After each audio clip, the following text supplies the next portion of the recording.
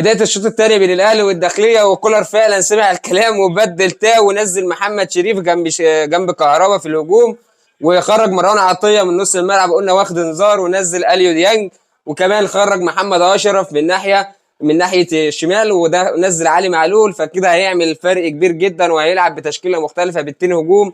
هنشوف فعلا الاهلي دلوقتي بقوه ضغطه وهجوم اكبر، وهيعمل استحواذ كبير، وان شاء الله التهديف اهلاوي. التبديلات اللي عملها كولر في الشوط الثاني، الاهلي بقى شكله احسن بكتير، الاهلي بقى مستحوذ، الاهلي بقى بيشكل خطوره. كولر فعلا بدل التبديلات الصح في الوقت الصح، هي مستاهله بس ايه التكه بتاعت ايه الجون، عشان الداخليه بصراحه بتدافع دفاع من حديد، وبيستغلوا الهجمه المرتده استغلال، بس هم مش عارفين يخلصوا لحد دلوقتي، بيرجعوا 4 قصاد 2 في الهجمه المرتده، بس ربك بيسترها مش حدش فيهم بيخلص.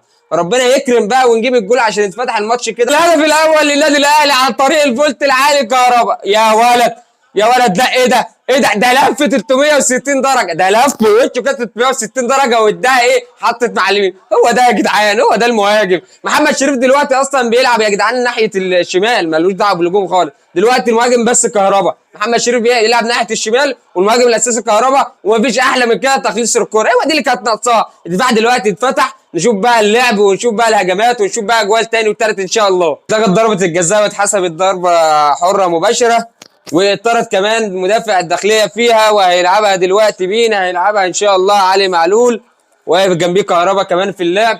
لما نشوف ضربه حره ده هتحصل فيها ايه ان شاء الله. هدف. استنوا يا جماعه بس هتلعب اهي.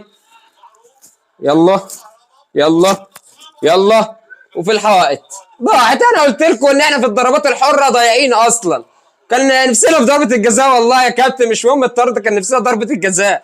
يلا نكمل بقى المباراه لحد دلوقتي دقيقه 81، ربنا يكمل 10 دقايق دول على خير. التعادل للداخليه مع الاهلي ده دلوقتي 1-1 في الدقيقه 90، وانا قلت لكم اقسم بالله انا مش مطمن لل10 دقايق دول، عشان الاهلي ضيع كتير، والاهلي اللي يضيع لازم يستقبل طبعا. وايه الواد خده في وسط 3 مدافعين ولف وشه وشاطها بعز ما اداله ربنا في الجول. هدف للداخليه في الدقيقه 90، والماتش مات اكلينيكيا خلاص بالتعادل. الداخليه كانت هتجيب الثاني يا جماعه، الداخليه كانت هتجيب الثاني بنفس اللاعب احمد رشيد اللي برضه نفس اللعبه، وخد المدافع في ظهره وشاط، لولا الشناوي ربنا كرمه وصدها. انا مش عارف احنا بنلعب الداخليه دلوقتي وهي ناقصه واحد، مطرود منها واحد، وجابت هدف وكانت هتجيب الثاني، ودلوقتي ركنيه للداخليه وربنا يستر.